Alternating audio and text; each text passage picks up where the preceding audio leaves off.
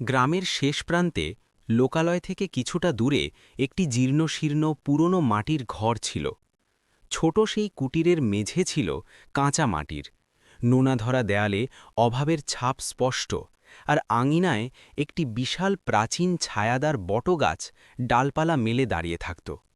এই কুটিরেই বসবাস করত ইসাক কাঠুরে এবং তার অত্যন্ত আদরের কন্যা সালেহা। ইসাকের সারাটি দিন কাটত জঙ্গলের রুক্ষতার মাঝে কাঠ কেটে। হাড়ভাঙা খাটুনিতে তার হাতের চামড়া কুঁচকে কালো হয়ে গিয়েছিল। পরিধানে থাকত শত তালি দেওয়া পুরনো পোশাক আর পায়ে তালি মারা জীর্ণ চটি। কিন্তু শত কষ্টের মাঝেও তার কলিজার টুকরো সালেহার মুখটি দেখলে তার সমস্ত ক্লান্তি দূর হয়ে যেত। সালেহার বয়স তখন মাত্র ১৬ বছর ছিল, কিন্তু তার চোখে ছিল পাহাড় সমান সাহস, আর হৃদয়ে বাবার জন্য ছিল অকৃত্রিম ভালোবাসা। যখন সন্ধেবেলায় ইসাক সারাদিন জঙ্গলে কাঠ কেটে শ্রান্ত হয়ে ঘরে ফিরত, সালেহা অমনি দৌড়ে গিয়ে বাবার জন্য অজুর পানি এবং পান করার জল নিয়ে আসত।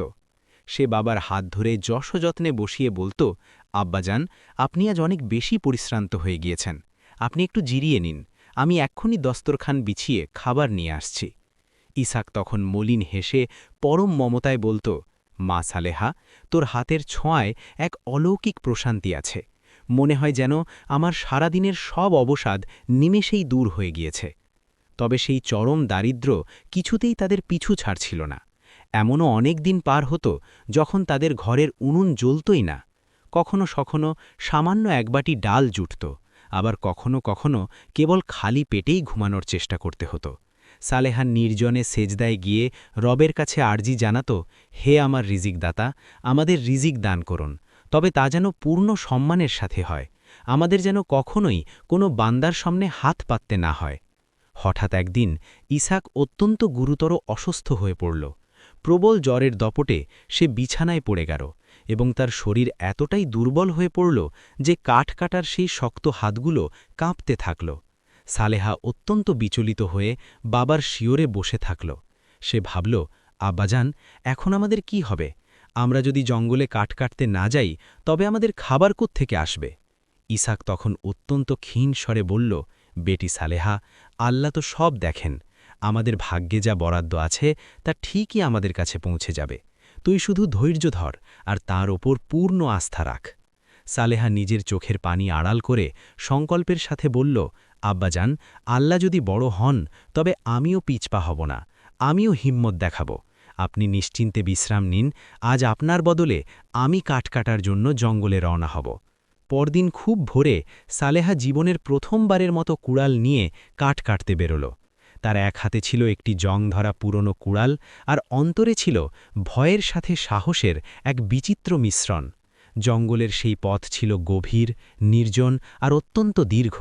বুনো পাখিদের অদ্ভুত ডাক, ঝোপঝাড়ের ভেতর সাপের খসখস শব্দ আর দূর থেকে ভেসে আসা নেকড়ের গর্জন সালেহার বুক কেঁপে উঠছিল ঠিকই, কিন্তু সে পিছু হটল না। সে মনে মনে প্রার্থনা করল, হে আমার পালনকর্তা, আমার কদমগুলোকে আপনি দৃঢ় রাখুন, যেমনটা আব্বাজান সবসময় নসিহাত করতেন। সে ধীরে ধীরে কাঠ কাটতে শুরু করল। তার নরম হাতে ফোসকা পড়ে গেল, ভারী কুড়ালটি তুলতে তার কষ্ট হচ্ছিল, কিন্তু অসুস্থ বাবার মুখটি তাকে অবিরাম প্রেরণা যোগাচ্ছিল। দুপুরের সূর্য যখন বনের ঘন ছায়ায় মুখ লুকোতে শুরু করল, সালেহা ভাবল, এবার বাড়ির দিকে রওনা হওয়া উচিত। কিন্তু ঠিক সেই মুহূর্তে যখন সে একটি অতি প্রাচীন ও অতিকায় গাথরের নিচে পৌঁছল, হঠাৎ সে এক অপার্থিব আলোর ঝলকানি দেখতে পেল। সেই বিশালাকার গাছের শিকড়গুলোর মাঝে মাটির নিচে কিছু একটা এমনভাবে প্রজ্বলিত ছিল যেন কেউ মাটির গভীরে চেরাগ জ্বালিয়ে রেখেছে।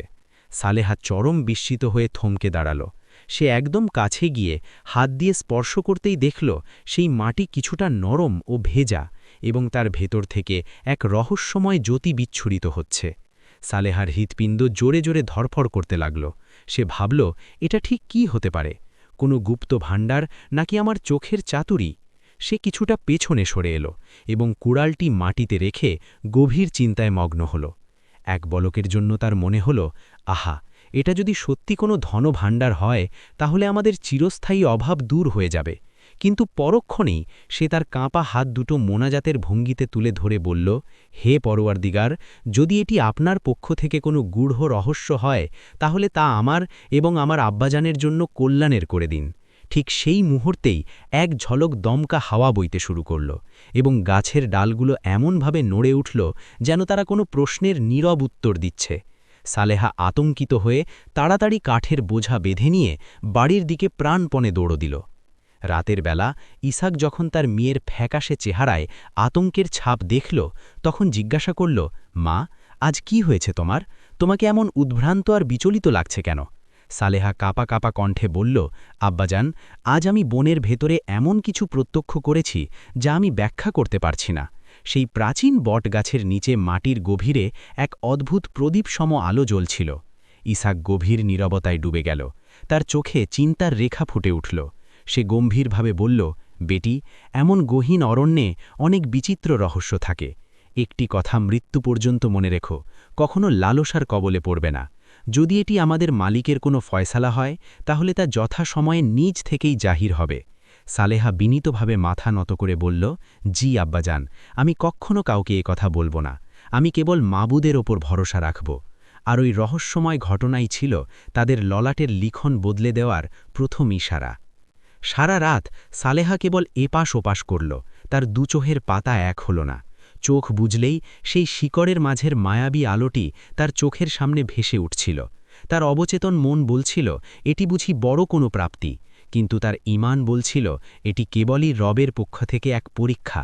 ইসাক তখন জ্বরে ঘামছিল আর যন্ত্রণায় আর্তনাদ করছিল। সালেহা একটি ভিজে ন্যাকড়া দিয়ে তার বাবার কপাল মুছে দিল এবং মাথায় পরম যত্নে হাত বুলিয়ে বলল, আব্বাজান, আপনি একদম দুশ্চিন্তা করবেন না, আমি সব ঠিক করে দেব, আপনি একটু আরাম করুন। ইসাক তখন অর্ধনিমিনিত চোখে মৃদু হেসে বলল, সালেহা, সর্বদা মনে রাখবি, তাকদীরের ফয়সালাই হচ্ছে সর্বোত্তম ফয়সালা। আমরা কেবল তার দরবারে ফরিয়াদ করতে পারি। সালেহার দু চোখ বেয়ে নোনা পানি গড়িয়ে পড়ল। সে মনে মনে দোয়া করল, হে আল্লাহ, যদি এই আলো আমাদের জন্য কল্যাণকর হয় তাহলে আমাদের পথ সহজ করে দিন, আর যদি এটি কোনো বিপদ হয় তাহলে আমাকে তা থেকে রক্ষা করুন। পরদিন ভোরে সে আবারও কুড়ালটি কাঁধে নিয়ে বনের পথে পা বাড়াল। তখনও সূর্য দিগন্তরেখায় উদিত হয়নি। শীতল বাতাস বইছিল, তবে তার অন্তরের ভেতরের ভয় আর অস্থিরতা দুই তীব্র ছিল। কাঠ কাটতে কাটতে সে আবারও সেই রহস্যময় গাছের তলায় উপস্থিত হল। আজ সেই আলোটি আগের দিনের চেয়ে অনেক বেশি উজ্জ্বল আর স্বচ্ছ দেখাচ্ছিল। মনে হচ্ছিল যেন মাটি ফুঁড়ে সেটি তাকে হাতছানি দিয়ে ডাকছে। সালেহা অত্যন্ত সাবধানে কাছে গেল। হাতের উল্টো পিঠ দিয়ে যখন সে উপরের আলগা মাটি সরাল, তখন সেই আলো যেন চারদিকে আরও তীব্রভাবে ছড়িয়ে পড়ল। তার সমস্ত শরীরে এক অজানা শিহরণ খেলে গেল।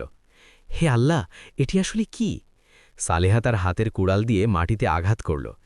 1, 2, 3 বার কোপ দেওয়ার পর মাটি আলগা হতে থাকল।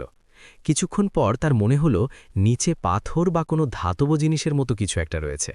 কিন্তু কুড়ালটি যেন ক্রমান্বয়ে ভারী হতে শুরু করল এবং তার হাত দুটো ক্লান্তিতে অবশ হয়ে আসছিল। ঘাম তার ললাক বেয়ে ঝরছিল। শেষমেশ সে হাঁপিয়ে উঠে মাটিতে বসে পড়ল। ঠিক সেই মুহূর্তে হঠাৎ পেছন থেকে কিছু মহিলার ব্যঙ্গাত্মক হাসির আওয়াজ শোনা গেল। সালেহা ঘাড় ফিরিয়ে দেখল গ্রামের দুই প্রভাবশালী মহিলা মাথায় কাঠের বোঝা নিয়ে সেদিক দিয়েই আসছিল। একজন বিদ্রুপের সুরে বলল, আরে দেখে যা, এই ভিখারি কাঠুরের মেয়ে দেখি গুপ্তধন উদ্ধারে নেমেছে। অন্যজন অট্টহাসি দিয়ে কুৎসিতভাবে বলল, দরিদ্রতা ওর মগজ খেয়ে ফেলেছে, এখন কাঠ ছেড়ে সোনা খুঁজছে পাগলিটা। সালেহার মুখ লজ্জায় আর অপমানে একদম বিবর্ণ হয়ে গেল। তার দুচোখে জল ছলছল করতে লাগল, কিন্তু সে নিজের মনের জোর হারাল না। সে একদম নিভৃতে তার কুড়ালটি দিয়ে পুনরায় মাটি সমান করে দিতে লাগল। ওই মহিলারা যাওয়ার সময়ও তাকে তুচ্ছতাচ্ছিল্য করে বলে গেল, স্বপ্ন দেখে পেট ভরে না নূর বিবি, বরং কাঠ কাটা ঠিকমতো শিখলেই তোর কাজে দেবে। সালেহা মনে মনে দৃঢ়ভাবে বলল, আমি পৃথিবীর কাউকেই এ বিষয়ে কিছু বলবো না। এটি কেবল আমার আর আমার রবের মধ্যকার একটি গোপন আমানত। যদি এটি সত্যিই কোনো রহমত হয় তবে তিনি নিজেইটা উন্মোচিত করবেন। সন্ধ্যাবেলা সে কাঠের বোঝা নিয়ে ঘরে ফিরল। ইসাহাক তখনও শয্যাশায়ী ছিল। সালেহা অজুর পানি ঠিক করে খাবারের ব্যবস্থা করল, কিন্তু তার মনের ভার মোটেও লাঘব হল না। যখন রাতের গভীরতা চারদিকে নিস্তব্ধতা নামাল, সে নিঃশব্দে উঠোনে গিয়ে দাঁড়াল। আসমানে তখন অসংখ্য নক্ষত্র ঝিলমিল করছিল, মৃদু মন্দ বাতাস বইছিল। সালেহা 2 হাত তুলে আকাশের দিকে মুখ করে আকুল হয়ে দোয়া করল। হে আমার মালিক, আপনি তো অন্তর্যামী, আপনি জানেন আমি লোভী নই, আমি কখনো দুনিয়ার ধনসম্পদ প্রার্থনা করিনি, আমি কেবল আমার অসুস্থ আব্বাজানের জন্য একটুখানি শান্তি আর স্বস্তি ভিক্ষা চাইছি। যদি এই গহীন অরণ্যের আলো আপনার রহমত হয় তবে আমাকে শক্তি দিন, আর যদি এটি পরীক্ষা হয় তবে আমাকে ধৈর্য ধরার তাওফিক দিন। তার চোখ থেকে টপ টপ করে অশ্রু ঝরছিল। উঠোনের কাঁচা মাটি সেই কান্নায় ভিজে যাচ্ছিল, আর মনে হচ্ছিল আকাশের নক্ষত্ররাজি যেন তার এই আকুতি মন দিয়ে শুনছে। পরের দিন সালেহা আবারও কাঠ সংগ্রহে বের হল। তার পা দুটো যেন আপনা আপনি সেই পুরনো বিশাল গাছটির দিকেই এগিয়ে যাচ্ছিল। সে অতি সতর্কতার সাথে মাটির দিকে লক্ষ্য করল। গতরাতে মাটি সমান করে দেওয়ার পরও সেই অলৌকিক জ্যোতি ঠিক আগের মতোই জ্বলজ্বল করছিল। সালেহা মনে মনে স্থির করল, এটি কোনো পার্থিব ধনদৌলত হতে পারে না, এটি অবশ্যই রবের পক্ষ থেকে কোনো বিশেষ পরীক্ষা। আমি যদি গ্রামের কাউকে একথা জানাই তবে সবাই হন্যে হয়ে এখানে ঝাঁপিয়ে পড়বে। তার চেয়ে ভালো আমি যদি নীরব থাকি আর তার উপর পূর্ণ তাওয়াক্কুল বা ভরসা রাখি, তবে হয়তো একদিন আমার নসিব বদলে যাবে। এই ভাবনায় নিমগ্ন হয়ে সালেহা কাঠ বেঁধে ফেরার প্রস্তুতি নিল। কিন্তু বনের ঝোপঝাড়ের ভেতর থেকে সে কিছু অস্পষ্ট ফিসফাস শুনতে পেল। মনে হচ্ছিল কেউ তাকে ছায়ার মতো অনুসরণ করছে। সে বারবার পেছনে তাকিয়ে দেখল, কিন্তু কাউকে সরাসরি দেখতে পেল না।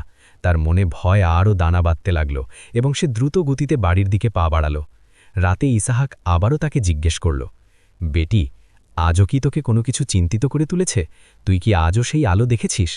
সালেহা নিচু স্বরে জবাব দিল, জি আব্দাজান, তবে আমি মনে মনে স্থির করেছি এটি কোনো গুপ্তধন নয়, বরং আল্লাহর পরীক্ষা। আমি কথা কোনো মানুষকে জানতে দেব না। ইসহাক অত্যন্ত ক্ষীণ কণ্ঠে বলল, সাবাস মা, সবসময় মনে রাখিস, পরীক্ষার সময় যারা সবর করে তারাই শেষমেশ সফল হয়। তাকদিরের ফয়সালাই হচ্ছে এই দুনিয়ার সবচেয়ে বড় ফয়সালা। সালেহা তার আব্বাজানের হাত দুটো শক্ত করে আঁকড়ে ধরে থাকল। সে সংকল্প করল যে সে আর কারো কাছে এই রহস্য ফাঁস করবে না। কিন্তু গ্রামের কৌতূহলী চোখগুলো প্রতিদিন তার উপর নজর রাখছিল। এদিকে ইসহাকের অবস্থা দিনের পর দিন অবনতির দিকে যাচ্ছিল।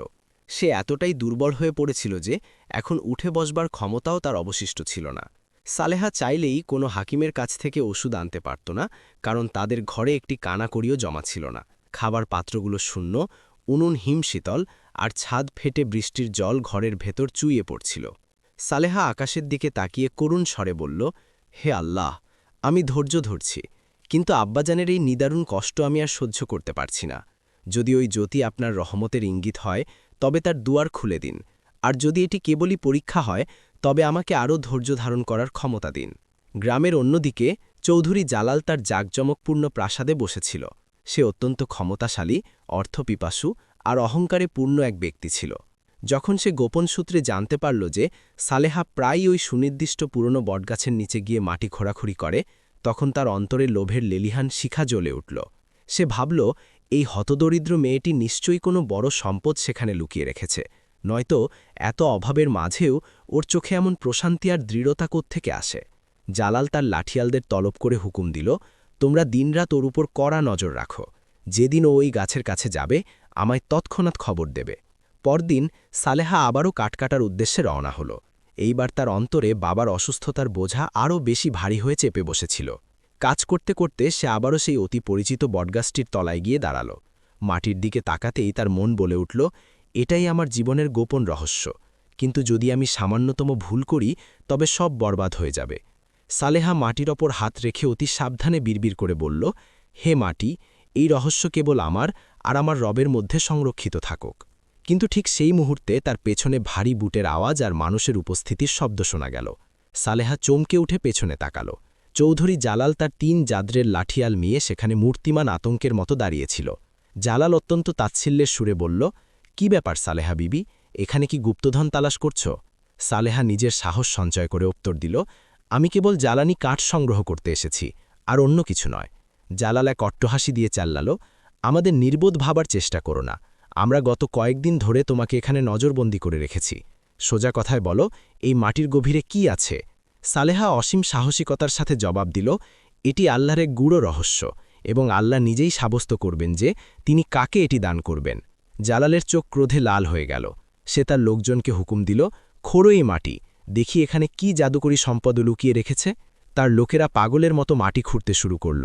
ঘাম ঝরছিল, কুড়ালের কোপ পড়ছিল একের পর এক, কিন্তু অলৌকিক ঘটনাটি ছিল এই যে তারা যতটা গভীরে খুঁড়ছিল সেই আলো ততটাই নিচে মিলিয়ে যাচ্ছিল এবং মাটি আবারও আগের মতো সমান হয়ে যাচ্ছিল। জালাল ক্ষিপ্ত হয়ে চিৎকার করে বলল, এ তো রীতিমতো জাদু, এই মেয়ে আমাদের কোনো তুকতাক দিয়ে ধোকা দিচ্ছে। সালেহা কাঁদতে কাঁদতে বলল, আমি তো আপনাদের শুরুতেই বারণ করেছিলাম, এটি কোনো মানুষের প্রাপ্য সম্পদ নয়, এটি একটি আসমানি পরীক্ষা যা আল্লাহ যাকে খুশি দান করেন এবং যার থেকে ইচ্ছে ছিনিয়ে নেন। ততক্ষণে গ্রামের কিছু মানুষও সেখানে শোরগোল শুনে ভিড় জমালো। তারা বিস্ময়ের সাথে প্রত্যক্ষ করল যে চৌধুরী জালাল এত চেষ্টার পরও কিছুই হস্তগত করতে পারল না। ভিড়ের ভেতর থেকে এক বৃদ্ধা বলে উঠল, হয়তো এটি সত্যিই রবের কোনো রহস্য, এর সাথে তিল পরিমাণও ধৃষ্টতা দেখানো ঠিক হবে না। অন্য একজন বলল, হয়তো এই মেয়েটি সত্য বলছে, অন্যথায় এত প্রচেষ্টার পরও মাটি কেন আবার সমান হয়ে যাচ্ছে। জালাল চরম আক্রাশে সালেহার দিকে তাকিয়ে শাসালো, আমি এখানেই দমে যাওয়ার লোক নই, আমি তোমার মুখ দিয়ে সত্য বের করেই ছাড়ব। যদি তুমি নিজে থেকে না বলো তাহলে পুরো গ্রামকে তোমার আর তোমার বাবার বিরুদ্ধে খেপিয়ে তুলব। সালেহার বুক দুরুদুরু করতে লাগল, কিন্তু সে সঙ্গে সঙ্গে মাটিতে লুটিয়ে পড়ে সিজদায় গিয়ে দোয়া করতে লাগল, হে আমার পালনকর্তা, এই জালিম ও অত্যাচারী ব্যক্তির হাত থেকে আপনি আমাকে রক্ষা করুন এবং আমার ঈমানকে অটুট রাখুন। গ্রামের মানুষরা নীরবে এই দৃশ্য দেখছিল।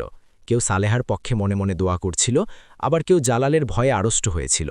জালাল শেষবারের মতো হুমকি দিয়ে বলল, আমি কাল আবার আসব, যদি কালও এই রহস্য উন্মোচন না করো তাহলে তোমার পরিণাম হবে ভয়াবহ। এই বলে সে তার দলবল নিয়ে সেখান থেকে প্রস্থান করল। সালেহা সেই নির্জন বনে একা পড়ে রইল, তার চোখে অশ্রু, হৃদয়ে গভীর উৎকণ্ঠা, আর কণ্ঠে কেবল একটি জিকির, হে আমার রব, যদি এটি আপনার পক্ষ থেকে সংরক্ষিত কোনো আমানত হয় তবে আমাকে সবর করার শক্তি দিন, আর যদি এটি আমার তাকদিরের নির্ধারিত ফয়সালা হয় তবে দয়া করে এটি সবার সামনে প্রকাশ করে দিন। ঠিক সেই মুহূর্তেই গাছের ডালপালাগুলো মৃদুভাবে দুলে উঠল এবং বাতাসে এমন এক সুমধুর খসখস শব্দ হলো যেন কেউ কানে কানে বলছে, সবর করো, ফয়সালার সময় অতি নিকটে। সালেহার চোখ দিয়ে দরদর করে পানি ঝরছিল। সে ওই গাছের শিকড়গুলোকে হাত দিয়ে আঁকড়ে ধরল এবং মনে মনে বলল, হে আল্লাহ, এই কঠিন সংকটে আমাকে একাকী ফেলে দেবেন না। এই মানুষগুলো অনেক ক্ষমতাবান আর আমি বড় অসহায়, আপনিই আমার একমাত্র আশ্রয়। রাতে যখন সে ঘরে ফিরল দেখল ইসাকের অবস্থা আরও সংকটাপন্ন হয়ে পড়েছে। তার শ্বাসকষ্ট হচ্ছে, মুখমণ্ডল পাণ্ডু বর্ণ ধারণ করেছে এবং চোখ দুটো আধবোজা। সালেহা তার বাবার কপালে হাত রেখে ফুপিয়ে কেঁদে উঠে বলল, আব্বাজান, আপনি ধৈর্য ধরুন, খুব শীঘ্রই সব ঠিক হয়ে যাবে, আল্লাহ আমাদের কখনোই নিরাশ করবেন না। ইসাক অত্যন্ত কষ্ট করে কয়েকটা শব্দ উচ্চারণ করল, বেটি, সবর করিস, মানুষের ইচ্ছা দিয়ে তাকদির বদলায় না, কিন্তু খাঁটি মনের দোয়া সব কিছু বদলে দিতে পারে। সালেহা তার বাবার এই অমূল্য নসিহত অন্তরে গেঁথে নিল। পরদিন সকালে পুরো গ্রামে এক চাঞ্চল্য ছড়িয়ে পড়ল। সবাই বলাবলি করছিল যে চৌধুরী জালাল আজ আবার জঙ্গলে যাবে এবং সালেহাকে চরম শাস্তি দিয়ে হলেও সত্য আদায় করবে। কিছু মহিলারা কানাকানি করছিল, সালেহা মেয়েটিকে তো মিথ্যাবাদী মনে হয় না, কিন্তু জালাল চৌধুরীর হাত থেকে ওকে কে বাঁচাবে? কিছু পুরুষ ভয়ে বলে বেড়াচ্ছিল, চৌধুরীর বিরুদ্ধে কথা বলা মানেই সর্বনাশ ডেকে আনা, যে ওর বিরোধিতা করেছে সেই ধ্বংস হয়ে গেছে। সালেহা এই সব কথা শুনল, কিন্তু সে স্থির করল যে সে মরণপণ লড়াই করবে, তবুও কারো ভয়ে নতি স্বীকার করবে না। জালাল তার পুরো দলবল নিয়ে গাছের তলায় এসে পৌঁছাল। তার চোখে লালসা আর হিংসার আগুন দাউ দাউ করে জ্বলছিল। সে কড়া গলায় বলল, সালেহা, শেষবারের মতো জিজ্ঞেস করছি, সব খুলে বলো, নইলে আজ তোমার নিস্তার নেই। সালেহা অটল বিশ্বাসে ভর করে বলল, আমি যা বলার আগেই বলেছি এবং এখনও তাই বলছি। এটি কোনো জাগতিক ধন নয়, এটি আল্লাহর এক নিদর্শন, তিনি যাকে যোগ্য মনে করবেন তাকেই দেবেন। জালাল প্রচণ্ড ক্রোধে মাটিতে পা দিয়ে লাথি মারল এবং হুকুম দিল, খোঁড়ো, আজ আমি এই রহস্যের শেষ দেখে ছাড়ব। তার লোকেরা পাগলের মতো মাটি খুঁড়তে লাগল, কিন্তু আশ্চর্যের বিষয়, মাটি যেন লোহার মতো শক্ত হয়ে গিয়েছিল। হঠাৎ আকাশ কালো মেঘে ঢেকে গেল এবং চারদিক থেকে এক ভুতুড়ে বাতাস বইতে শুরু করল। গাছের ডালগুলি উন্মত্তের মতো কাঁপতে লাগল। জালাল আসমানের দিকে তাকিয়ে উপহাস করে বলল, এসব ভেলকি দিয়ে জালাল চৌধুরীকে ভয় দেখানো যাবে না, খুঁড়তে থাকো তোমরা। কিন্তু মাটির গভীর থেকে এক গম্ভীর ও ভয়ঙ্কর গর্জন শোনা গেল, যেন ভেতরে প্রলয় শুরু হয়েছে। ঠিক সেই মুহূর্তে প্রবল বেগে বজ্রপাত হল এবং মুষলধারে বৃষ্টি নামল। এটি কেবল বৃষ্টি ছিল না, এটি ছিল এক ভয়াবহ প্রাকৃতিক দুর্যোগ।